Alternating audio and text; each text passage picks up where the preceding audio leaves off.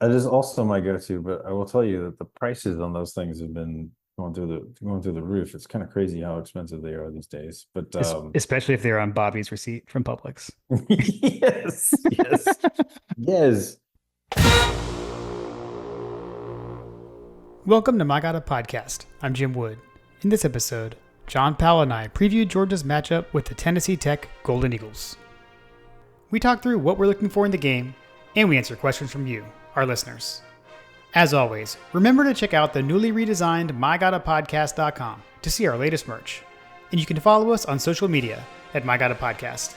Finally, if you need help with your website or your online presence, head over to workingwebmedia.com/dogs. Now, let's join the conversation in progress. All right, JP, back for another Georgia preview. We got Tennessee Tech rolling into Athens this weekend. Yep. At least we don't have a nooner. It's a tour. Yeah. That sounds weird, but yeah. I mean, that is definitely an odd time. I guess comes with the new TV contract stuff. Maybe. I don't know. Yeah, I mean, I consider it a win because I'm of the opinion that it should be a federal crime, punishable by death for noon games. So that's how I feel about nooners. I mean, yeah, it was early. I will say that for Clemson, especially being neutral site. But although I don't know, I guess for the people in Atlanta, not as big a deal. But yeah, I agree. I Noon is too early. As I've said, I love the 3:30. 2 is fairly close. I think it's a good start time. 12 is so hot too. Like, so yeah. I mean, I don't know that 2 o'clock's going to be doing us any favors in that regard. Although I did Fair. sneak at the weather, and it looked like the high was 75 There we go. as of today. So that's a good thing. Looks like we're about to go on a downward trend for the temperatures here in Marietta anyway. So we'll see. We'll see. Hopefully that it's going to be a very nice, perfect fall afternoon. Um, and it won't be another false fall situation. Yeah. God, yeah, seriously. Uh yeah. I mean, I don't know. The only false fall thing I like is like that day when it's like late summer before football starts. And there's that day where like you walk out your front porch, you feel the crisp air, and you're like, ah, you're like football is coming. It's like, Mm, so I always like that feeling, but yeah, then it's brutal when it goes back to being insanely hot, like it has been. So yeah, yeah, for agreed. real. Agreed. Um, well, I know I will say I'm not gonna make it down for this game. We are moving Ella in to college on Thursday, so we'll be in Savannah Wednesday and Thursday. It's just a lot. A lot to turn around and then go back to Athens. Is your Lily's got family going some. to be there? Yeah, I don't know who all is going for sure. But I know my sister and niece are going. I haven't heard confirmation on my parents yet. I'm not sure, not 100% sure, but there is it's being discussed in the family text thread. I'll tell you that. I kicked off Hof- the conversation that we weren't going to be able to make it, so it's still being discussed. hopefully I'll get a chance to see your parents Yeah. I'll let you know. I'll keep you posted. because we will be sitting fairly close by. Oh, that's right. That's right. Very cool. Very cool. And so, can we talk about this? It's you and Yes, Carter, right? Okay. yes. It's not So it's birthday weekend for me, okay. and then so normally we were playing South Carolina-ish. Hmm. Uh, in the recent years, it's been these cupcakes, but uh, um, my daughter I had asked her if she wanted to go to this game. Um, she already had plans with her friends, as much the teenagers do. Um, so anyway, I covered my bases, made sure I wanted to go with her, but I knew that Carter was going to be upset if I ended up going with her regardless. So Right. she gets to do what she wants to do, and Carter gets to come with me. So I think it'll work out. I think it'll work out just fine. Cool. Nice. Sorry, had to ask because like I'm definitely one to be like I spoil things for Carter on accident, so I had to make sure we were clear. I appreciate the note because I do tend to hold things back from him because then it's just this nonstop. It's like a dog with a bone. Can I bring a Uh, friend? What time are uh, we leaving? What are we gonna do? What are we uh, gonna eat? at least he's a DAWG with a bone. Yes. We give him dog bones. Anyways, sorry. Yeah, no, that's cool. That's cool. Well, I hope you all have a blast. May there be Little Italy in your future. There will absolutely be. Like I said, it's birthday weekend, so it's definitely gonna be on my birthday menu. Sweet. Awesome. Cool, man. All right. Why don't we can run down the matchup. So as we mentioned, kickoff is at 2 o'clock on Saturday. Dooley Field at Sanford Stadium. Dogs coming in at 1-0. Tennessee Tech coming in 0-1 from the OVC, the Ohio Valley Conference, I believe. Tennessee Tech is an FCS school, uh, which we used to call 1AA. Dogs are still number one and everything. The game technically is not on TV. So if you're not going, you can watch it, you can stream it. It's on SEC Network Plus and ESPN Plus. With the commentators going to be Jay Alter, Rocky Bowman, and Ashley Stroline. Not familiar with the folks, but I'm sure they'll do a great job. We do have an actual official hashtag. The official hashtag is hashtag TNTC versus UGA. So be sure to use that as you're tweeting throughout the game. Let's see, all time we have played these guys before. So this will be the third meeting between Georgia and Tennessee Tech. We lead the all-time series 2-0. Last time we played them was 2009. We beat them 38-0 between the hedges. And like you said, looks like a nice day, high of 75. So hopefully the weather is good and kind to those who are attending in person. Amen. Um, yeah, like you said, Tennessee Tech, Golden Eagles. I don't know. Are we going into Hastie's Hargret, or do you have any? Well, Do we we? can cover off on a couple of fun facts. Okay. Not a whole lot that from JP's fun facts for this particular game. They are um like you said, the Tennessee Tech's Golden Pantry Eagles. I think Dwight was the one that started saying that. Yeah. That's such an amazing moniker for this game. Uh, They have a mascot. His name is Awesome Eagle. Um, he's a beloved mascot from Tennessee Tech. I guess that they had a couple of different name changes and costumes and whatnot. Like most of these things that start off back in like the 60s and 70s, with these dressed up mascots that look like something that was just complete nightmare fuel for kids. hmm. Um, yeah, they have this like strange looking eagle costume from back in the 60s. Um, yeah, they've got a number of them.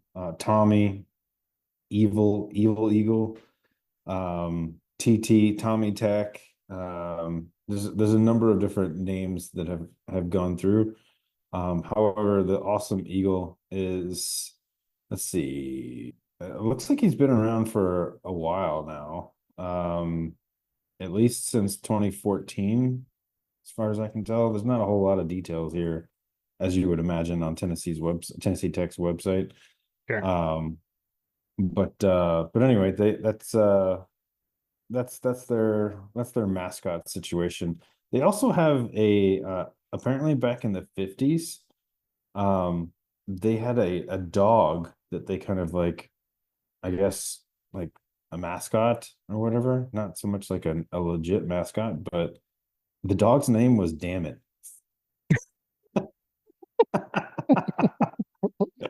I guess that like it used to just like wander around campus and like, oh, it's Damn It the dog. Okay. Yeah. Amazing. Sorry, Carter. Sorry, Carter. Yeah, I guess that a cheer that you'll be hearing perhaps is Eagle Bait. Much like Clemson Tigers probably said tiger bait to us, so it'll be a familiar, a familiar chant. Eagle bait is what they'll be going with.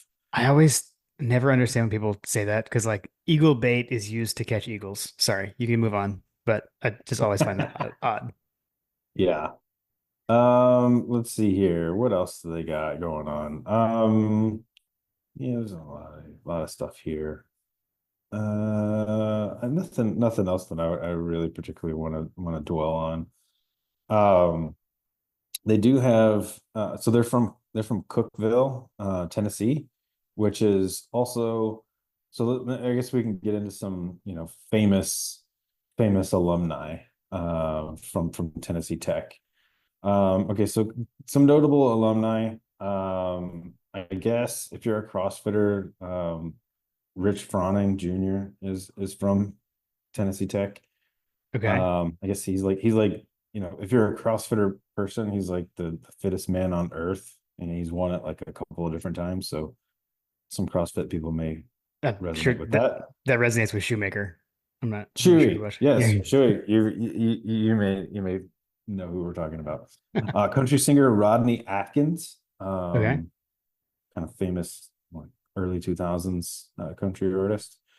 Let's see here. Another name that I saw and had to I kept coming back to it. Like, what in the world? Where do I know this guy from? Derrick Rogers. Does that I know name ring a bell? it does. Yes. So I guess that he is from Tennessee Tech, but also played at Tennessee. Okay. Got it. So I believe wasn't Derrick Rogers like one of the wide receivers that caught like that bomb, like the Hail Mary catch? I know that he was For for Tennessee against Georgia in Sanford Stadium. Like they had that Hail Mary pass back in, was it like 2013, yeah, twenty but fourteen, that was that was Kirby's first year. That was 16. 16? Okay. No, that wasn't him. I thought it was him. I remember the name. Yeah. I definitely remember that name. Yeah, I just pulled him up. Yeah, he played in the NFL for a bit. So yeah, but Yeah, I he played. probably remember from Tennessee. I think you're right. And then finally, before not too many other. I mean, sure, there's a couple people here and there, but like the biggest alumni is Andy Landers. Oh, nice. Okay. Andy Landers was a alumni of Tennessee Tech, famous Georgia Yeah. women's basketball coach from 1979 to 2015. Yeah, man. PGD, a legend. Yes, a legend of the university. So, hopefully he won't be too torn on allegiances. Nice. Yeah. I'm sure Uh, he'll be rooting for the dogs. yeah, I'm sure he'll be rooting for the dogs. Yeah, so other than that, not a whole lot. One other thing that I did want to mention because I thought it was funny given the context of what we were talking about with the Florida head coach. Billy Napier is actually from Cookeville, which is the city that Tennessee Tech is in. So there's another Florida connection to this game. But I thought that was interesting. JJ Redick is also from JJ Redick is also from Cookeville. They didn't go to Tennessee Tech, but Right. Right. from Cookeville. Not a whole lot of notes around the area. The university is pretty much one of the largest employers in the city. I think one of the questions that we got was like, what exactly are they technical for? And basically, it's just like a general tech program. They've got computer science and engineering, that kind of thing. Yeah, that was Herman Wood. He had asked that. Yep. I had to read that question twice to understand what he was asking because he said like, "What tech does Tennessee Tech?" And then I was like, "Oh, I finally got what he was asking." I like the wording once I realized what he was saying. Yeah. But yeah, that's Tennessee Tech. Got it. Cool, man. I know we've got some stuff from our buddy Jason Hasty for Hasty's Hard History. We do. I read last week. You want to read this week? Sure, I can do that. Let me. Yeah, I don't mind reading. It doesn't matter. Okay. So Jason said this week I'd like to debut something that I'm calling Hasty's Hargrit Historical Mysteries. So yet another, even newer segment from Newer Jason seg. Hasty. We still need to work on his intro music. We do. I will say, I think Brett had suggested maybe the new SEC on CBS music, which of That'll course, just make me depressed. or SEC on ABC. Sorry. Yeah, which like they should have just used that. I will say, okay, sorry, Jason. We're gonna go off the rails very briefly.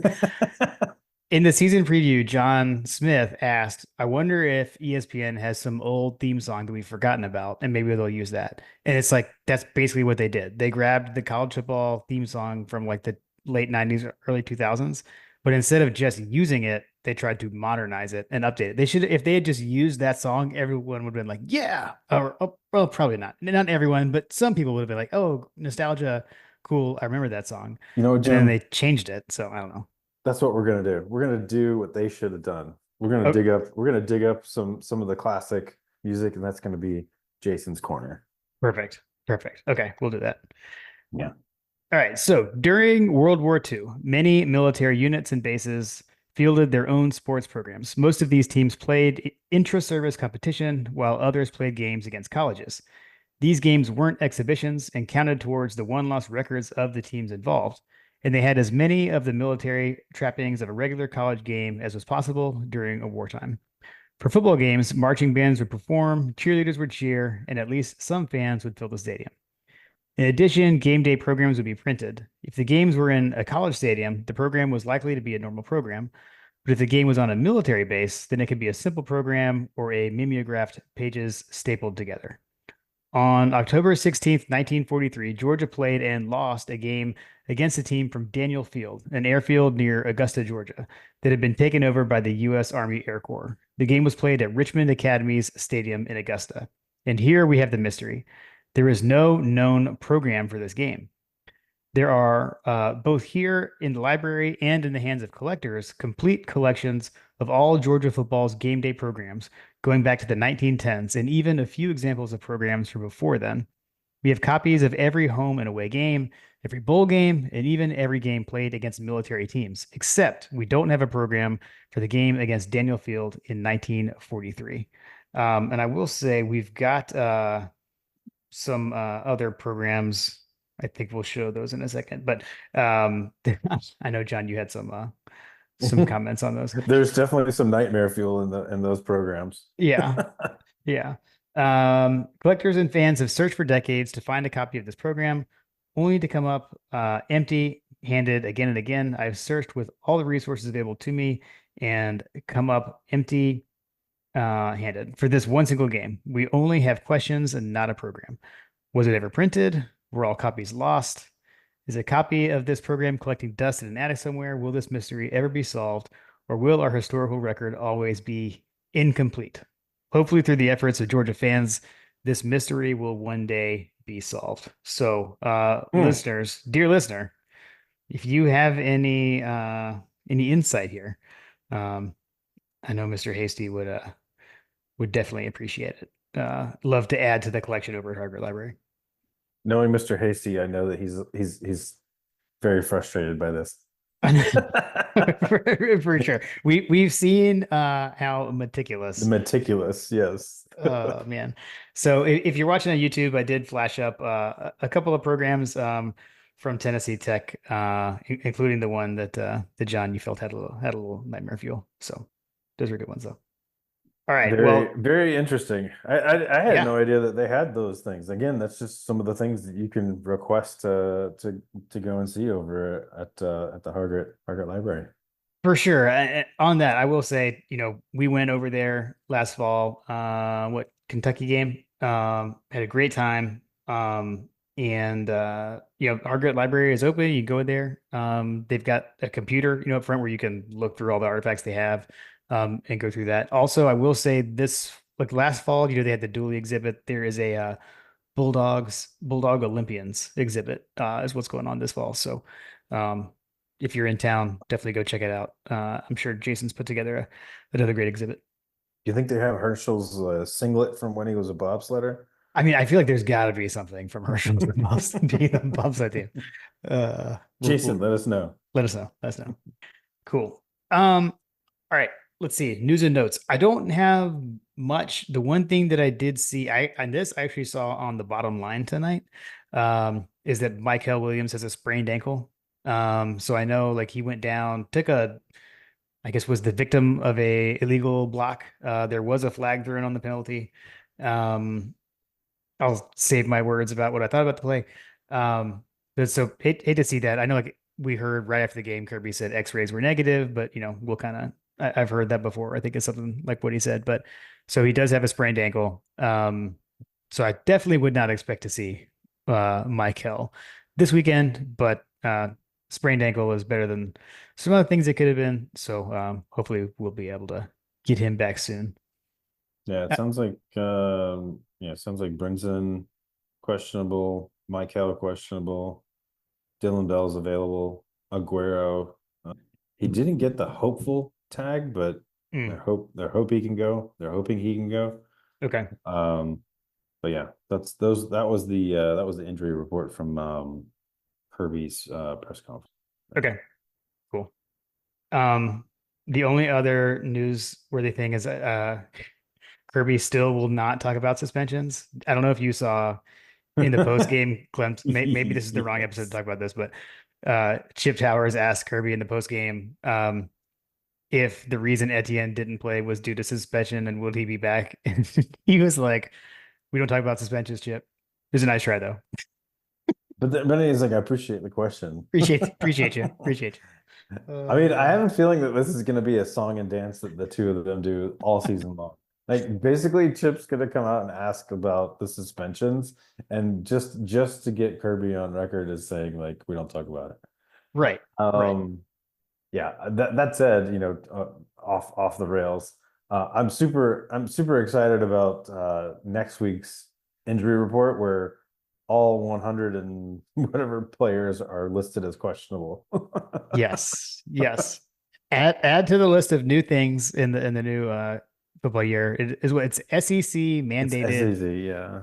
Yeah, injury reports for conference games or availability reports. But yeah, so yeah, everyone's gonna be questionable. I don't think- what if they do you think Kirby will mark everyone as hopeful on the injury report? We're hopeful. Roval. Roval. Hopefully we get him back. Oh He's man. he's got a hangnail. Seriously. Yeah, that'll be interesting to see. All right. Well, let's see. Tennessee Tech is led by head coach Bobby Wilder. Will be coming in to Athens. We said they were 0-1 on the season. Like I said, they're FCS. Their one loss, when their only game was against Middle Tennessee State last week. They did only lose by 7. I'll say that. So, they're starting off their season with 2 FBS games. They lost to Middle Tennessee State 32-25 at MTSU on Saturday. So then pretty good, I would say, for them against Middle Tennessee State. So all right, let's get into the matchups. So what we're looking for when the Dogs have the ball. Just a couple of names I'll call out to look for from Tennessee Tech. On their defense. So their leading tackler, well, one game in, but leading tackler is a linebacker, Cayman Spalding. He had 9 total tackles against Middle Tennessee State. And then Aaron Swafford is a linebacker, the leader in sacks with 1. And they did have a pick. So they had a defensive back, Caldra Wilford, also had a pick against Middle Tennessee State. So just a couple of guys that kind of jumped out off the stat sheet from their first game. Other than that, I feel like for the Dogs on offense, we're just looking for what, JP? Get out of the game healthy, get some good reps in. I would like to see the offensive line push them back in games like this. I feel like sometimes you're kind of like, why can't we just knock them off the ball? Would like to see that, but other than that, I don't really have a whole lot of it to say. Yeah, I mean, I think that this is going to be a situation where we are, I just want healthy. Frankly, if anybody has, hopes of Carson Beck winning the Heisman kind of stuff, you know, get his stats and get out of the game as quickly as possible kind of thing. Yeah. I think that this might be a game for, if you care about such things, to have him, overperform, because I think that he's a little behind schedule from the last week's game. Yep. So he would need to kind of step up moving forward if that's something that he wants to have. That was one of his stated goals, from what I heard from the news, that basically he decided to come back after the SEC championship loss. And he wrote down three goals. One was to I think the one was to win the SEC, one was to win the national championship, one was to win the Heisman, and one was to be a first round draft pick. Yeah. So I guess that he wrote those three goals down on his front door as he's leaving his house every day, um, to remind him of what he has in front of him as his goals. So if the Heisman Trophy is something that he wants, then he's going to need to step it up a little bit more. For sure. As far as what I'm looking for, like you said, injuries, everyone being injury free. I'd like to see fresh rotation. I'd like to get the youth out. I'd like to get the youths out there as quickly as possible, where we can, to make sure we build some depth, particularly at the running back position. And then also just making sure, I'd like to see what we have at the wide receiver position, because we've got a lot of weapons out there that we haven't seen. Anthony Evans is going to, take a step up, that kind of thing. Yeah, definitely. Agreed. I'm assuming we'll get our first look at Etienne. So we'll see what he looks like out there. I suspect the offense will look a little bit different with him there. I'm sure Chip will ask Kirby about it, so we'll see what he says. Okay. Okay, fair enough. Yeah, and then we got to watch out for leading receiver London Humphreys. Fun fact, second leading rusher for Georgia right now is Dylan Bell, actually, from like an end around. So that was kind of funny. So yeah, it's kind of funny. It's also kind of scary. I would say that that's probably something that I'd like to see a little bit more consistency on the offensive and defensive lines. I Yeah. think I mentioned in the Clemson review was at times, I think I texted everybody like the offensive line was getting mauled, and then later in the game the defensive line was getting mauled, but then they got pissed off at me for saying it, and then they completely destroyed Clemson the rest of the way. Our offensive line started getting in gear. The joke was, Stacy and I were not on speaking terms after the first quarter. So I'm hoping that Stacy and I can stay friends the rest of the way. So that would Yeah. be nice. Yeah. Okay. Okay. I'm good with that. I'm good with that. All right. Let's see. As far as what we're looking for with the Georgia defense, um, so for Tennessee Tech, their quarterback is Jordan Potts. Like I said, they scored 25 points against Middle Tennessee State. He was 27 of 38 for 256 yards, three touchdowns, no picks, and a 153 quarterback rating. So he balled out. He had a good game against Middle Tennessee. It would be absolutely like such a Clemson thing for him to come out and throw for a touchdown when Clemson couldn't do When Clemson anything. can do it. Yeah, I mean, let me rattle off some names. Let's see. Jalen Mitchell is the starting running back. Kyron Cumby is their second leading rusher. DJ Lincolns is their leading receiver, and Ashton Maples is their second leading receiver. That's basically what you just said is what I'm looking for. Like, what are we going to do here? How are we going to, what is our mental situation going to be? Are we going to be up for this game? But I'm sure this is where assume nothing. I feel like it does work well to talk to these guys about, but this is all going to be mental. What's your motivation to shut these guys down? And because if they're not mentally there, I mean, it looks like these guys can score some points. So they need to have it there and not just rest on what they did to Clemson last week. Right. But yeah, man, so we mentioned Jalen Walker in the last episode and how he looked. He is both the leading tackler for the defense so far, and the leader for sacks with 1.5 sacks. And then Starks obviously has the one INT. So yeah, I hate that. I think you said it was Brinson, right? Questionable. Do hate that. But yeah, let's see what this defensive line looks like. Let's see who rotates in there. Um, what was the Aguero was also questionable, right? Would like to see him, but I don't know. I don't know that we will. I feel like we're going to tend to rest guys that aren't 100%. Yeah, if you're not 100%, I have a feeling you're going to be riding the pine. Yeah. But Sorry. we did, we got to look at one of our highly touted defensive backs in KG Bolden last week. Oh, maybe we'll see Ellis Robinson do something in this one.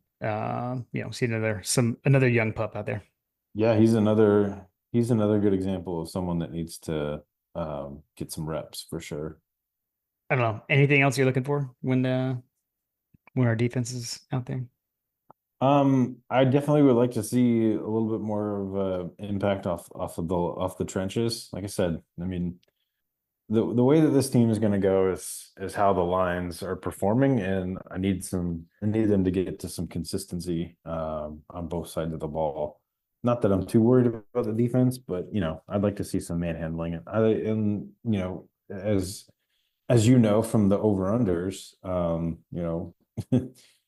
I think that everybody wants to see more sacks, and Yeah. I'll basically be smashing the under every single time until they prove me otherwise. Cool. Yeah. No, that makes sense. All right. Let's quick special teams rundown. So their Tennessee Tech's kicker is Hayden Olson. He was 2 for 2 on extra points, and 1 for 1 on field goals in their first game. And their punter is Spencer Ashby. He put a lot, 4 punts for 39 yards ish on average. I don't know if he is from Australia or not. I apologize. I did not dig that deep into the roster.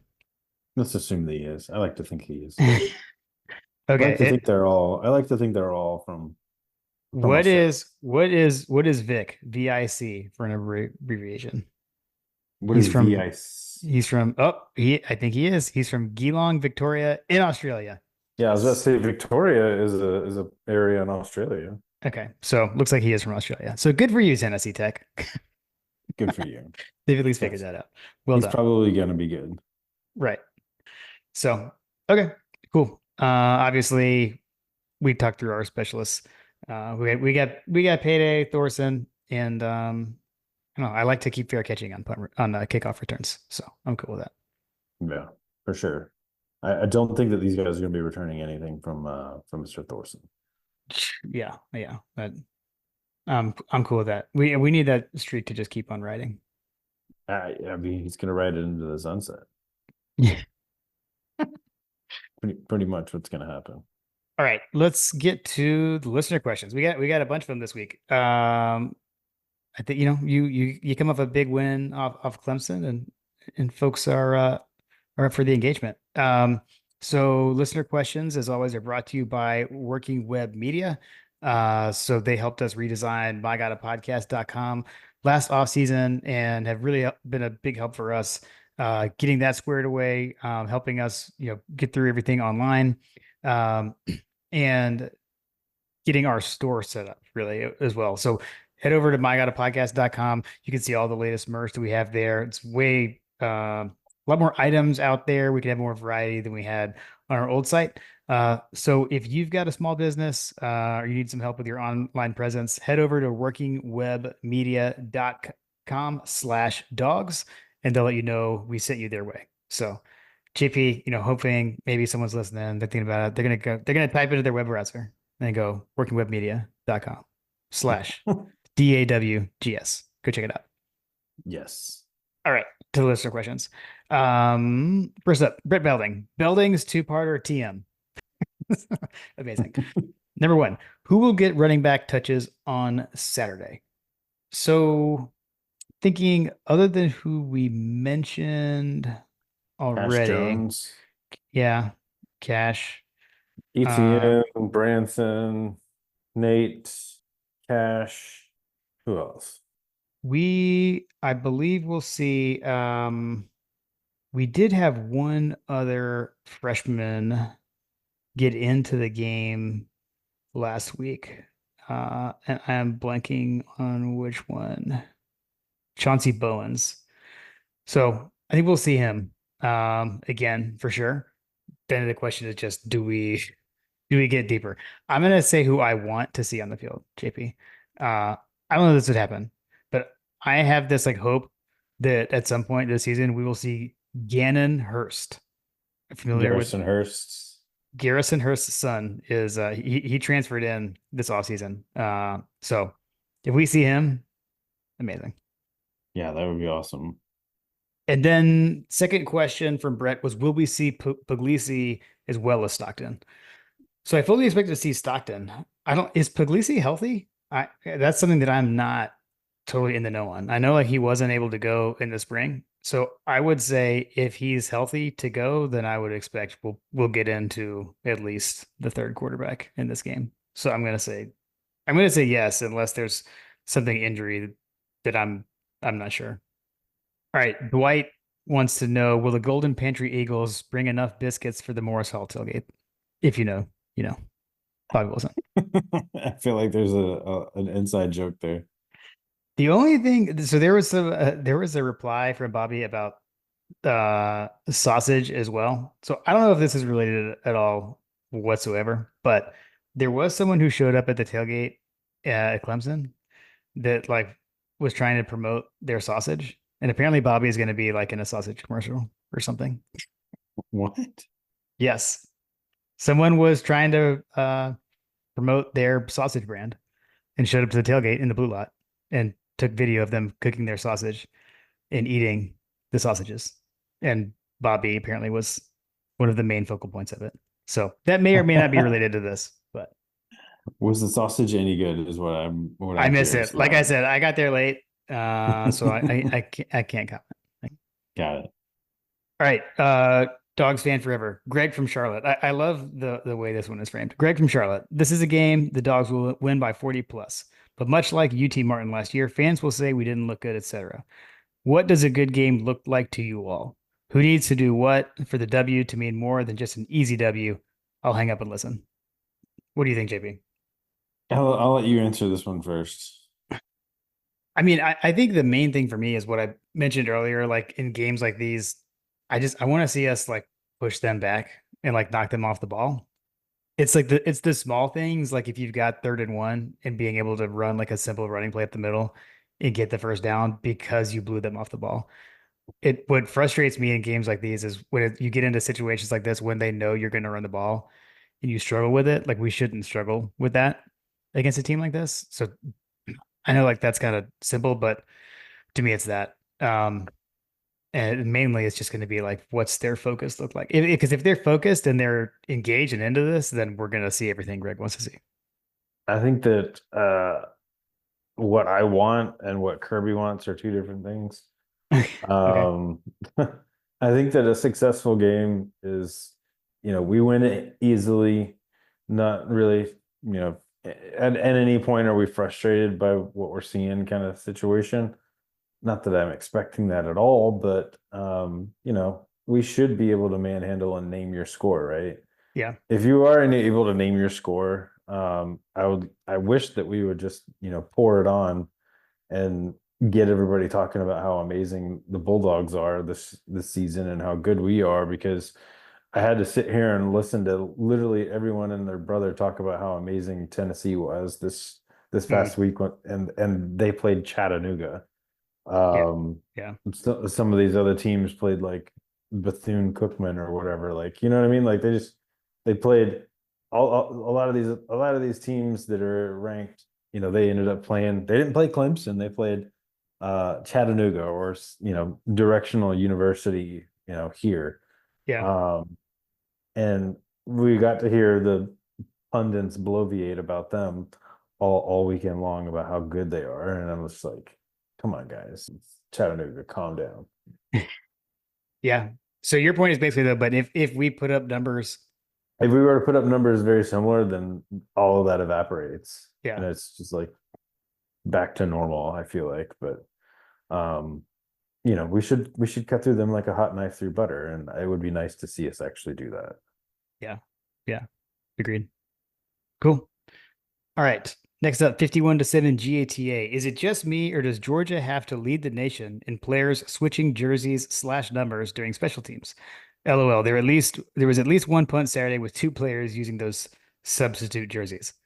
I mean, I feel Dude, like we have to. Like it is it is out of control. if you watched any of the game, I mean, I guess that they announced it in the stadium if you couldn't hear the announcers, but like it felt like it was all the time. Like I don't know. I would have to say that we have to be because I've never heard it mentioned so many times. So like we Yeah. must have some guys that just have the same numbers. Yeah. No, we do. We do. Yeah. And I mean Which that which I wish that they would just like, all right, this is your number. Like we're not doing this anymore. Sorry. yeah. Yeah. I mean, we got 100 options because you can wear zero times Yeah. two, or at least times two, if not three. Can we, if you're gonna be on the same special teams, can you have a different number? I don't know. But no, I agree. It's I don't know. It's an exorbitant amount of times it happens. So It's a lot. agreed. Agreed. Yes. Short answer, yes. Okay. John Michael D. With the Sony and Gurley tribute, does that make the unofficial official running back spot take over for the previous receiver moniker? Just throwing us out. Was not able to. Oh wait, then he's got a comment. I'll go ahead and read that. He said, was not able to be home in my little stitious attire until the start of the second half. My apologies to Bobo haters. So the turning point in the game clearly was when John Michael D got into his appropriate attire. So, but thank you for at least course correcting once available. We Yeah. appreciate that. That's all your fault. Okay, so we've got some official, unofficial receiver slash running back questions. I do just I want to think, say that there were texts between us going on during the game about this topic. Just I'll at least put that out there. yeah, I would say that we haven't decided, but I don't we haven't had officially unofficial running back of My God podcast, have we? No, that's his question is should we is that Oh, should we replace? is there potential to No, can't have do that? that. Yeah, yeah. Okay. No. Yeah, we had to stick with the unofficial official. I will say also inside sources, inside baseball, inside football, whatever, from last season. The reason we were so the reason we were so slow last year is because we knew we were eventually going to get Lad on, and we didn't know when that was going to happen, for sure. And so we wanted it to be Lad because that worked. But then that got, Lad was hurt. It got delayed. We ended up not having Lad on until like the week of Ole Miss, and we had the people were clamoring for an unofficial official receiver. Lad was hurt. Makai Muse kind of forced our hand, and we welcomed him with open arms. But so yeah, so that's kind of why it took so long. Hopefully these things, it'll unfold naturally, and soon enough we'll have one. Is that Yeah, I would say agreed? soon enough. These things will settle themselves out. Like, we're trying to figure out what we got to work with. We're putting the Jimmies and the Joes where they need to go, and we're just gonna figure it out. All right. Next up, friend of the show, Tim Riley. Good seeing Jim in Atlanta. Hell of a win to start the season. We ran a lot of 12 personnel with Lucky and Delp. Do we anticipate this continuing, and will we get Delp some pass targets? Or is Lucky actually more of the pass catching tight end that Carson will be turning to here? That's a great question. I mean, that's kind of what I was saying. Like, Delp was kind of not really. I don't. I think I'm pretty sure he caught a pass or two, but I can't remember where he was on the productivity chart. But Lawson Lucky for sure was a more favorite receiver for him because he threw it to him for a couple of pretty big games. So I don't have Oscar Delp with any catches from this game. yeah, maybe he's This year. hurt. I don't know.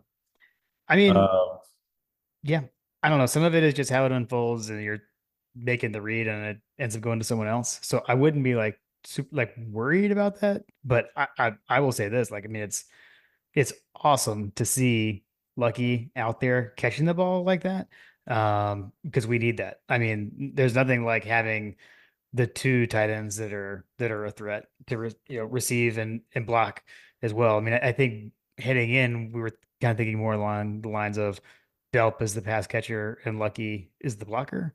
And if they can mhm. both do both, then awesome. Yeah, I would say that giving the defense something to think about is going to be a much better situation for us than if they're expecting Delp and only Delp to be the pass catcher, then now that Lucky has flashed his abilities, that's always going to be in the back of the defense's mind, is like we've got to watch out for this guy, maybe popping up in a seam or something like that. Yeah. Yeah, for sure. Tim, it was good to see you too, buddy. I'll close with that. That was a lot of fun. I saw the first pictures roll in about the tailgate, and I was like, "Is that Tim?" Yeah. I will say also Lily and I stood like a little bit when we posed the four of us for a picture, like we were a little bit uphill as the way the parking lot, just so I didn't look quite as short next to Tim as I am, which I still am, and I still look short next to Tim. It is what it is. That's why I was second guessing myself, because I was like, "Guess that's him." I thought he was tall. I thought he was taller. Tim definitely was able to just stand in the back when we did the big group photo for the tailgate. It like, wasn't facing. Yeah. All right. Craig has submitted a question. Craig Lawson. Should all of college football boycott attending these garbage games the admin forces season ticket holders to pay for? And why is the answer to this question a resounding yes? My opinion is no. I get the sentiment though, of not liking these types of games. I think they're gonna be fewer and further between as college football continues to realign, expand, whatever, all that stuff. I Yeah, think I that mean, the way this goes away is to make 9 game conference schedules, but yeah, I would say that they're probably going to be very quickly a thing of the past, which is going to change college. I mean, that's another thing that's going to change college football, because those small schools rely on these games to survive. So if yep. these games go away, then that's going to change, you know, a lot about the, how do I phrase this? It's going to change a lot about the underpinnings of the college football world. Right. Right. I I do feel like the boycotting thing is almost more of a pro thing, maybe, than like college. I don't know. Like for me, it's not so much what it's about. Now, granted, I know I'm saying this as someone who is not going to the game this Saturday, but I will say we have a group that we all of our tickets are together, and there will be butts in the seats for what it's worth of our tickets we've got. So I don't know. I just like to go, and I know there's NIL and all this stuff, but they are still college students, and so I go for them. So they don't control the schedule. So I don't know. That's my take. But I get it. Yeah. I know where you're coming from. I get that, but still no. Yeah, I mean, I would say if you look on the schedule and see whoever it is, and you have the ability to go, because you only get what, Yeah. 6 or 7 opportunities a year to go. I Yeah. mean, I know that from my own personal experience, when I talk to a lot of Georgia fans, like, "Hey, did you go last year? Did you go to the games?" It's like, "Oh no, I haven't been to games in years." And that used to be me. I would, if you're in the throes of, having a family and young kids and all that kind of stuff, I totally get it. But like, my kids are starting to get a little bit older, and a little bit more self-sufficient. They've gotten a heck of a lot busier, but um, I mean, if I have the chance to go, I'm going, because I enjoy going to Athens. I enjoy the tailgate atmosphere. Um, who cares who we're playing? I mean, does it make it a little bit more interesting? Yeah, but I'm still looking forward to tailgating. I'm still looking forward to getting together with everybody that's out there. So Yeah. does that take away from it? No, it doesn't matter who it is. I agree. I agree. All right. Brian Musser. Brian from the Most Elite Tailgate. Will this be the game where Kirby has the coordinators call the plays to manufacture adversity? Something we didn't discuss and what we were looking for. I mean, the closest I came to talking about this earlier was when I said like when it's 3rd and 1 and they know we're gonna run and we run and I want to see us move the Yeah, ball, like that yeah. kind of thing. I mean, you do tend to see us do stuff like that. It's like, well, we should be able to impose our will on these guys. Um, so I mean, you will It'll see be things that will interesting. make you question that. I'll put it that way. It's gonna be vanilla. It's gonna be vanilla. Oh yeah, yeah, yeah. it'll definitely be a vanilla situation. I don't think you're going to be seeing too many trick plays in this game. All right. Did you have something else on that? I feel like I cut you off. No, no, I don't. I mean, the Okay. manufactured adversity is real. I do think that, if you find us down there, first and goal, they're probably going to try to run it down. Yeah. Yeah. Yeah. They use games like this to work on stuff. So, yeah. Yeah, situational analysis on how you handle certain situations and how you handle certain play calls and certain assignments, etc. Like, I definitely think that there's a lot of that going on. I mean, and that's kind of goes back to the previous questions about, like, boycotting these games. Like, I mean, college, even the elite level college programs are using these games to get better, because they're able to do certain things in these games that they are not normally able to do in a game like Clemson, for example. Yeah. Um, you know, we would be able to put our player into a certain looks that we might not normally want to put them in again in a game like we would play against Clemson or Tennessee or something like that, and just to see how they react. Yeah. Agreed. Agreed. Let's see. Next up, Trisha Ann. This is a good one. If you were a college football athlete currently, what would be your dream NIL deal? And I feel like I have a clarifying question, so I'm sure you do, JP. Because I feel like although she said if you're a college football athlete currently, because my only thing is like what I would want now would be different than like when I was that age. I feel like most likely. Like back then, I would have wanted something dumb, like Like a well, trailhawk. no, no, I was like way more boring. Like, although I don't know, maybe these would be pretty good. Like, I would want like Guthrie's or Little Italy or like Yes, something like that. the official pizzeria of Jim Wood. And again, I will say I am a huge fan of like this, like the awkward local commercials. So I feel like I would like to have something that was a little bit more local, and so that I could be in like a super like random local commercial that like doesn't make sense because I like those. Right. Um, yeah, I guess the clarifying question would be, is it JP of, circa 2002, or is it JP circa like now? Yeah, yeah. Oh, she did say currently. Oh, currently. So maybe Okay. we go with now. We'll go with now. Yeah. So I guess now I would say that my ideal would be like a Peter Millar situation or an Onward Reserve situation. Yeah. Um, I wouldn't mind being an ambassador for the Hunker Down bourbon Yeah. and vodka situation, but I have a feeling that that's probably not the intended usage of the student athletes there, um, and particularly these days. But yeah, I would say, um, definitely give me a car, give me some clothes. Yeah, I'd be totally happy. Yeah. Yeah. That's how I feel like now some of it is almost more practical now, even with bourbon, because like we buy a lot of bourbon. Right, right, right. Uh, So it hasn't happened yet, but like eventually it probably will, especially as like some of these, like the Arch Mannings of the world or whatever start to figure some of these things out that they can do and the power that they wield. Like, can we get like a messy situation where it's like, no, no, no, no, I'll do the advertising for you for a chunk of the ownership. You know what I mean? Like, give me, mm, give me, give me some ownership stake. right. Yeah. I don't know. I don't know.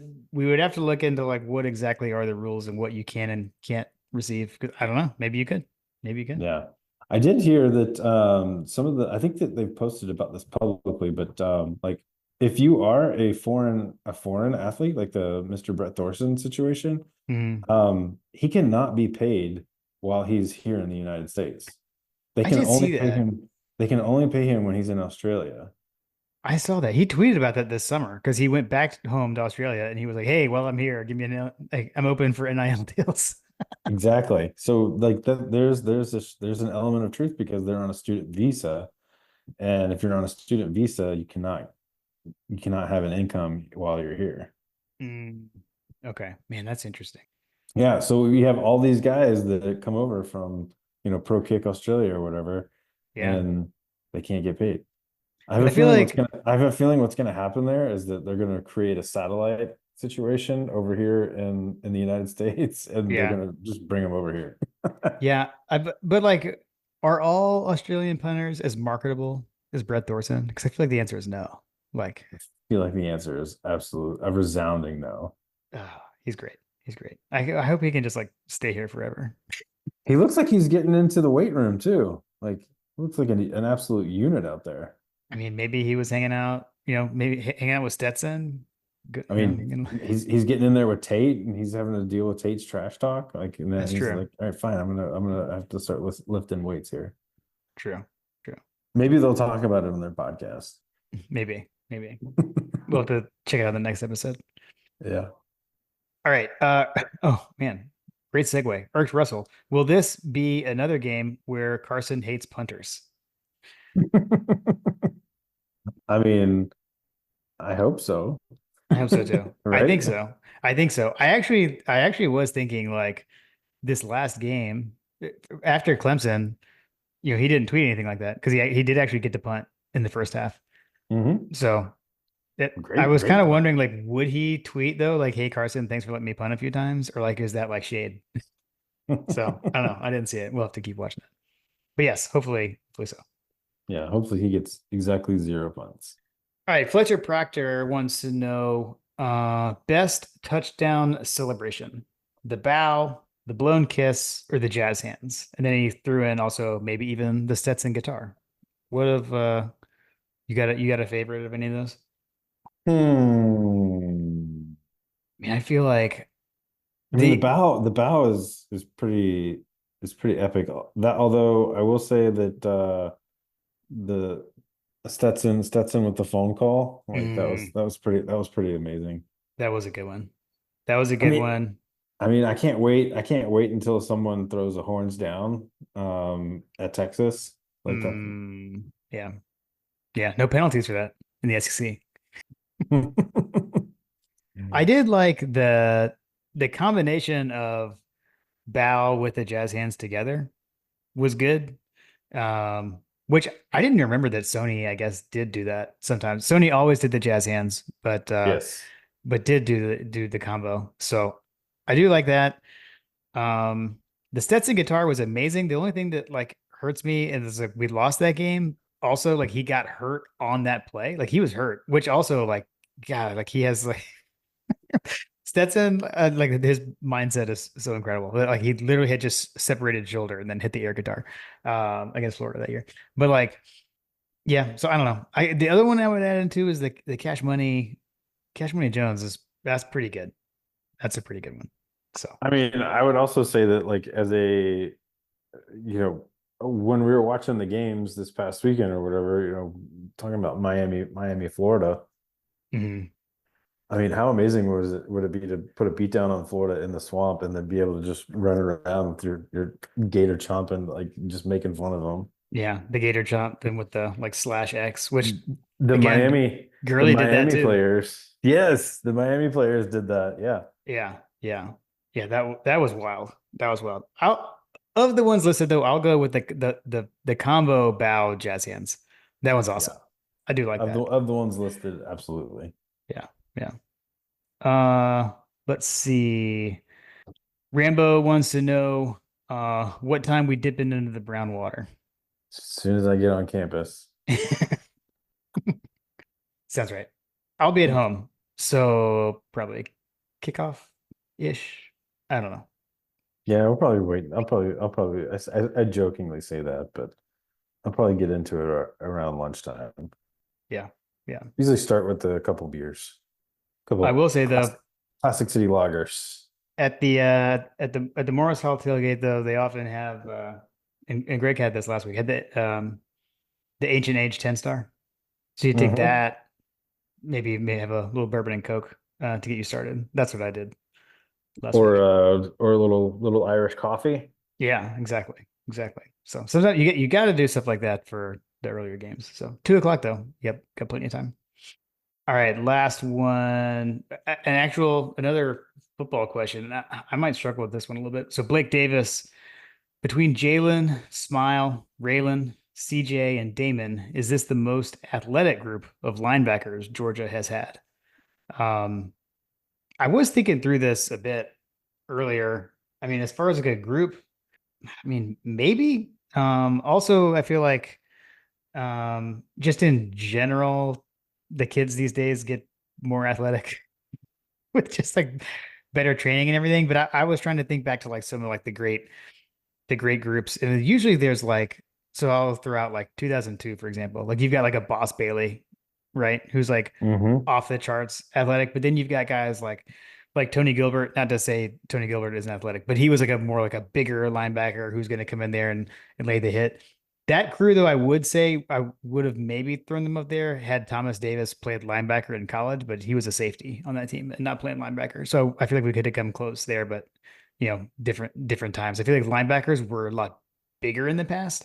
Mm-hmm. And now the game has changed where you got these speed guys. So just from that perspective, Yeah, you had you may be right. Roquan. Yeah. You had Yeah, that Roquan. You had Rennie Curran. yeah, yeah. So I don't know, it may be. It may be. They're fun. They're fun to watch, man.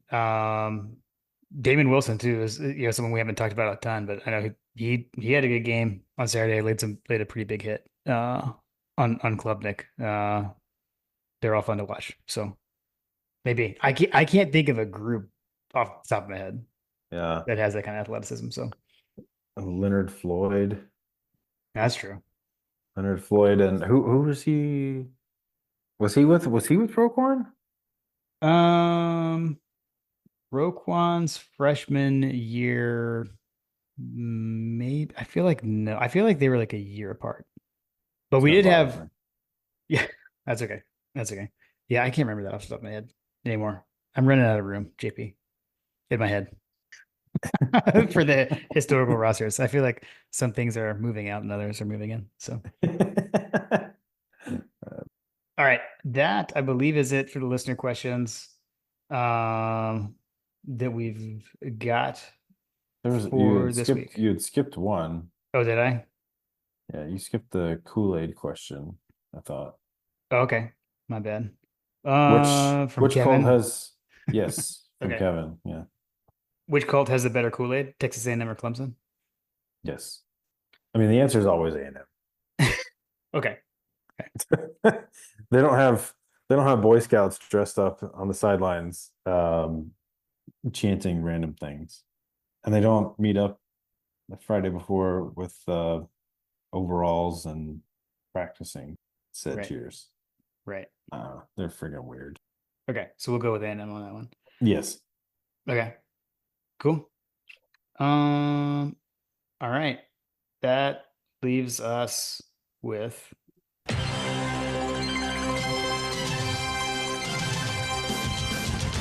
My God, a freshman. Trying to put glasses on it. Oh my God!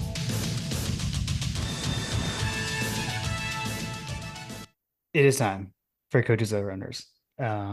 We're keeping the music. We're keeping it rolling. Let's see, JP, because you went a perfect 8-0 last week. I think you get the honors to choose. Do you want to go first? Or do you want me to go first?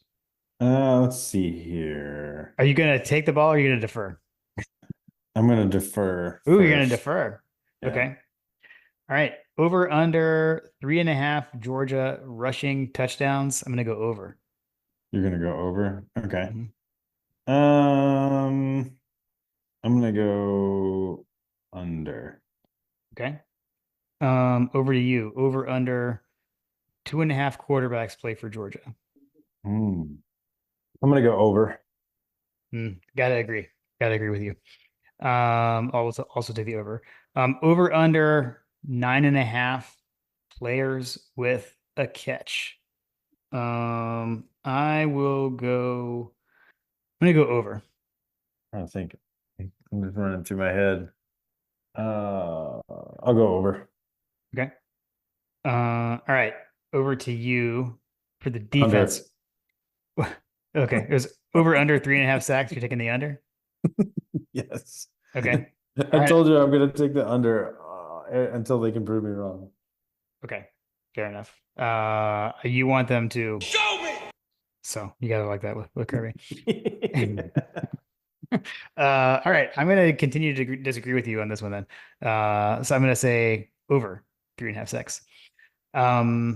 Next we've got over under 2.5 forced turnovers by the Georgia defense. Uh, that is a lot. I'm gonna go under. I'm also going to go under. Okay. And then for you, over under 12.5 players with a tackle. Over. Okay. I'll go over. And then over under 2.5 field goals attempted by Georgia. Ooh, man. I'm gonna go under. I'll go over. Okay. And then last one is yours. Over under 31 first half points for Georgia. I'm going to go under. I'm gonna go under. It's a lot of points. There's a lot of points.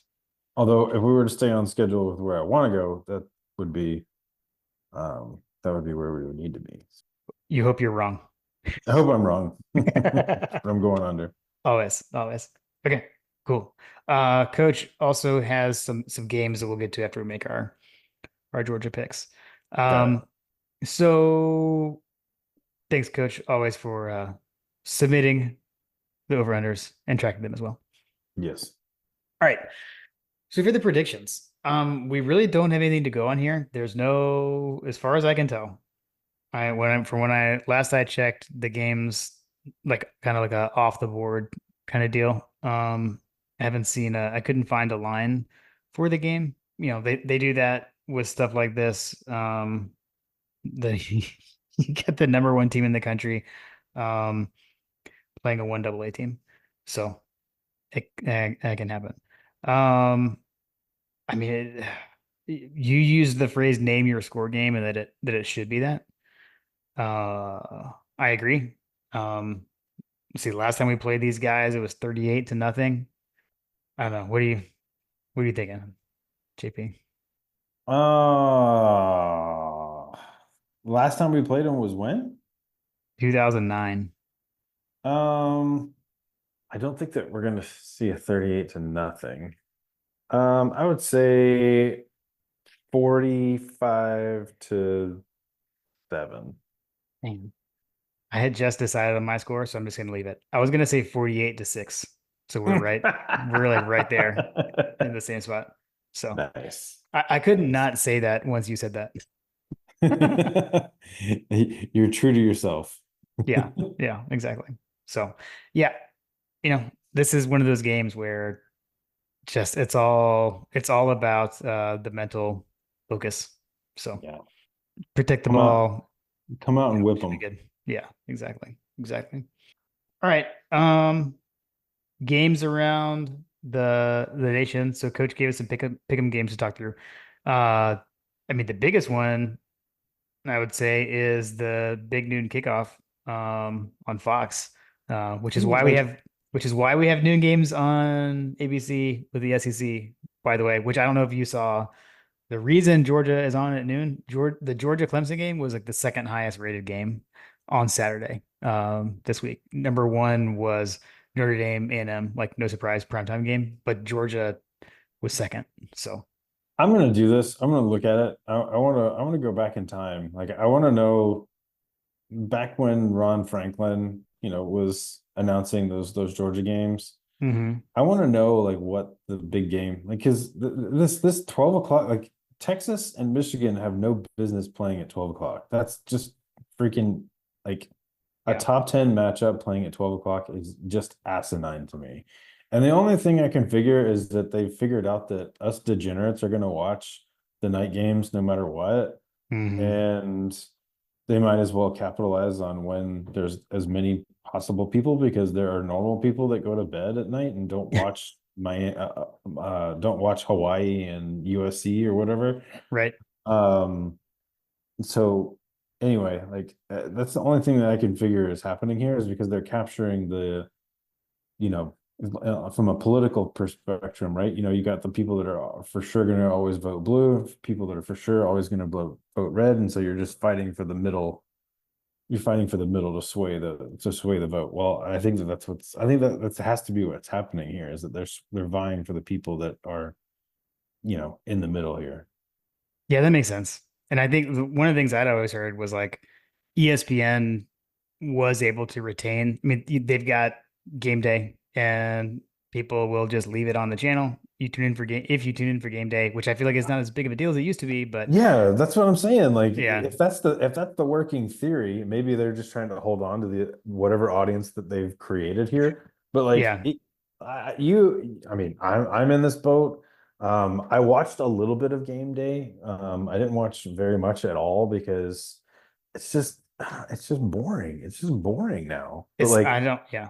It's not what it, when they brought Shane Gillis out, off the rails. When they brought Shane Gillis out for the Notre Dame Texas A&M thing, and he started like going in and talking and joking and doing a little bit of comedy routine or whatever. And then I think that when he happened to, I don't know, I don't know if he was there before, but like when I saw him, I didn't know if he was there previously, but when they were doing the field goal, what's his face, the Carnival Barker, does the field goal competition, and this kid was just talking so much trash, and Shane Gillis just goes off on him. I was like, man, if Shane Gillis was talking in part of game day, I would probably watch that a heck of a lot more than, yeah. listening to McAfee and go shirtless and hugging on Nick Saban. Like, Oh my what? gosh, the What is video happening? the video of Saban next to McAfee from this week was pretty good. Yeah. Like what am I doing here? Honestly, I just found out that Shane Gillis was on it when you told me just now. I was today years old. Yeah, I see, didn't like, even know who was on it. yeah, But dude, I it was was at it a was 12 o'clock game, so I didn't really hilarious. watch. He was like, I mean, they were talking to this kid who was very cocky, and he missed the first shot, but he nailed the second shot. I guess they gave him a second shot, and McAfee upped it to like 50K. Normally it's like 25, to put some pressure on him. And at first, like, they're interviewing this kid, like, you think you're gonna make it? He's like, yeah, I'm totally gonna make it. And Shane was like, I don't know, man, you're coming off kind of arrogant. I was rooting for you, but then you're like talking about this is gonna be easy. You're like, I kind of want you to miss. Like, I'm rooting Uh, against you. that's amazing. Yeah. If you don't know who Shane Gillis is, he has a special on Netflix, or you can just YouTube him on comedy, and he is hilarious. Yeah. Apparently, he's a Notre Dame fan. I don't know if he went to Notre Dame or not, but apparently he's a Notre Dame. Okay. But anyway, yeah, game day. The game day situation is. I mean, I thought that was the whole thing. Like, that's why they shook everything up, right? Because the viewership for game day had gone down the tubes. Yeah. No, I guess what I was saying was like I think Fox is trying to Fox is putting this game here to steal that audience, right? I So feel it's like like it's a stupid miss. I wish that they would go the other direction and be like, oh, you've got South Carolina and Kentucky at 3:30. What's the night game? Oh, you got Tennessee. You got Tennessee and NC State. We're gonna put Texas and Michigan at like up against that. 7:30. Yeah, Yeah. like, Yeah. that would be the time to do it, because apparently no one has these premier matchups. Like, you talk to every fan about this setup. Like, why is that playing? When I was talking to my buddy at the party I was at, he's not like he's not a super fan or a degenerate like us, but like, I was like, yeah, Georgia played at 12, like, and he's like, that again. He's like, why? Like, Again, what? I already answered your question. I I already know, answered the but question. But that's but why. I'm saying the average person doesn't understand it. Yeah, but TV does not care. They want eyeballs on it and they are trying to maximize the eyeballs. And if you Yeah. put it up against that night game, you're not going to get it because you're splitting the vote, to use your political analogy earlier, right? Like they're trying to get the most on it. So that's why. So JP, who you got? Michigan, Texas. Um, It's Texas at Michigan. They're playing at Michigan. ooh, they're at the big house. Yeah. Yeah. I would love for Michigan to beat up on Texas. Okay. F Is that FTMF, you're part of the SEC now. We want everybody to lose. true? Is that your pick? Your That pick is is my to that's my pick. Yeah, screw it. Okay. Okay. I'm gonna take Texas. That's just me. But yeah, I don't know. Honestly, I'll be pulling for like I hope it's a good game kind of thing. Yeah, If it's a fun I'll one. be pulling for the asteroid. Yeah. Let's see. Then we got Arkansas at number 17, Oklahoma State. Arkansas scored like all the points against a small school, like you were saying last week. I don't know. I don't know much about Oklahoma State this year. I feel like Arkansas has been They're coached by a struggling. man. Yeah, they Oklahoma State played Georgia that season when that happened, by the way. But that was So like what it was like 2007. Yeah, I guess golly. I'll take the man. It He's was been that there long ago. forever. He's Yeah, been there forever. I mean, I love Coach Pittman, but I'm going to go with Oklahoma State. Yeah, if it's at Oklahoma State, I'm gonna go with Oklahoma State on this one. All right, then we got the 3:30 game on ABC, South Carolina at Kentucky. The the fighting Vandegriffs. Fighting Vandegrift. I would say that's who I'm taking. I'm taking Yeah.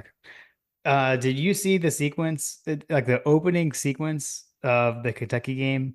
They play Southern Miss. Like opening drive, Vandegrift threw a pick, but then like three plays later, Jamon Dumas Johnson got a pick. He got the ball back. I was like, this is so weird. I can't handle this. So weird. But yeah, they got Brock and JDJ, so I'm gonna pick Kentucky. Yeah. I definitely gonna go for Kentucky on that one, and just put another SEC coach on an even hotter seat.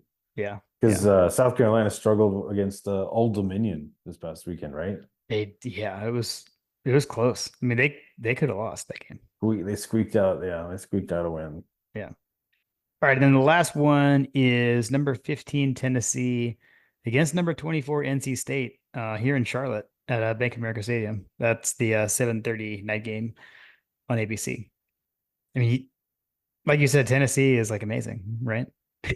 Allegedly, they're like why do we even need to play the games kind of thing. Yeah, yeah. I hope NC State wins. Okay. I'm gonna pick Tennessee, but also hope NC State wins. Yeah, FTMF. Yeah. All right, that's what we got. The new coach's new edition with the coaches pick 'em games. So appreciate it. I like the pick'em games. It I like gives me an opportunity to take a look at some things that I wouldn't normally look at. Yeah. All right. Well, heading into a game, name your score game. What's your plan? Keep the kids focused, assume nothing. Plan is don't really have a plan.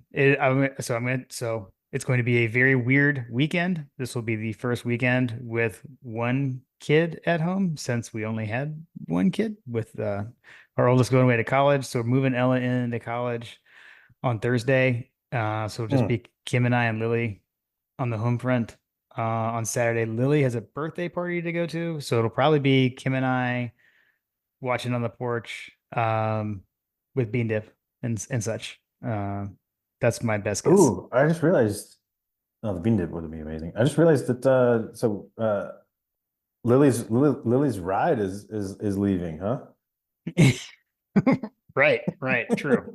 Now True. you guys gotta go pick her up from the party or drop her off or whatever. Yeah. That is a good point. We've already felt that so far this year because Ella isn't going to school and we haven't been making Ella like wake up to take her sister to school. You're a nicer person. Yeah. So we've been taking her to school. Although yeah. I would have to say that I'm firmly in the ride the bus camp. Yeah. She rides it home. Actually, she usually rides the bus home. She just doesn't ride the bus in the morning. I don't know. Yeah, you got to ride the bus in our house. So that's the plan. No firm plans. Just going to be a weird weekend with the Ella having just gone to college. So got it. Well, Carter and I will be there. Like I said, it's my birthday weekend, so and my daughter's birthday weekend. So, but this will be for me. Normally, when you have the same birthday as one of your kids, you really don't get a birthday. So, right. Coach, shout out. You may not have realized it at the time, but wonderful, wonderful birthday gift. Yeah. So I'm gonna head to the game with hashtag old sorry Carter. And we're gonna have a good time. Hopefully Kirby and company give you a birthday present in the form of the game going the way that you hope it's gonna go. Not just the win, but in the Yes, yes, absolutely. And I will actually I'll get to do this before you, Jim. I'll get to crack open a beer in Sanford Stadium for the first time, right? yes. Yeah, you gotta let me know. You gotta let me know. It's like you gotta report back on the Mm. options and all how That that goes. that Cheers Boys photo is gonna hit a little different Nice. on Saturday. Nice. Nice. Uh I just realized that. I forgot about that. I I did have a beer, you know, Georgia Clemson, but That doesn't count. that wasn't different. Yeah, that was like you can always do that. So that Yeah. If your dad's there, I'll share it with him. nice. Nice. Yeah, you have to go give him Uh, a cheers. yes, exactly. Um, I'm bringing pimento cheese. You mentioned the bean dip. Mm, I'm for sure going to be bringing pimento cheese. nice. Nice. I love a maybe do some of that. I love a good pimento cheese. I had a chicken and pimento cheese biscuit for breakfast yesterday, and it was incredible. Mm, So that will be partially what I'm hoping to do on awesome. Saturday. Do you make it yourself, or do you purchase like the Polly's Island or whatever it is?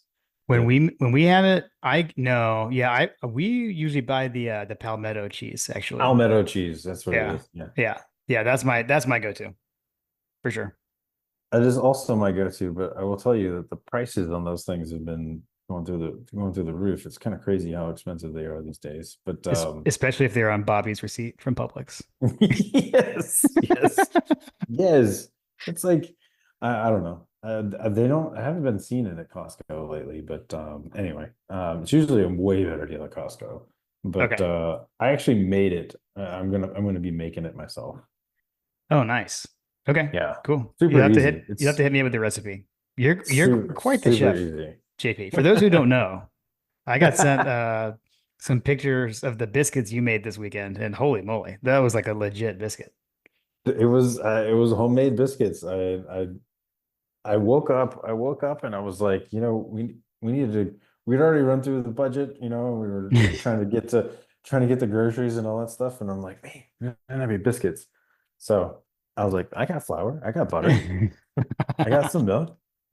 Let me just whip some up. They look really good. Nice and layered, flaky. They look really good. That is I will say I've made them before, and the way you get the layers is you just fold the dough Yeah. constantly. You just constantly fold the dough. And Yeah. I had never done that before, so Oh, yeah, it okay. was good.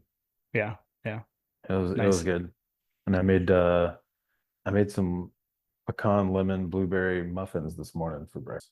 Mm, I'm telling you, you gotta follow JP on the socials to see all his food pics. They're pretty amazing. Pretty amazing. They're impressive. I could do a lot. I can do a lot. Oh, sweet.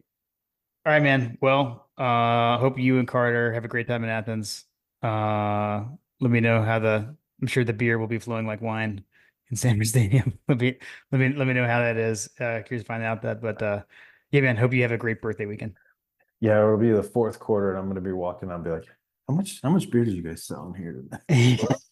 You got to start tracking it for coaches over unders. Yeah, exactly. Awesome. All right, man. Well, I'm gonna miss you for sure. It's always a sad day when we go to the game day and Jim's not there, but we'll be cheering. We'll be cheering for you. Sweet. Thanks, man. Appreciate it.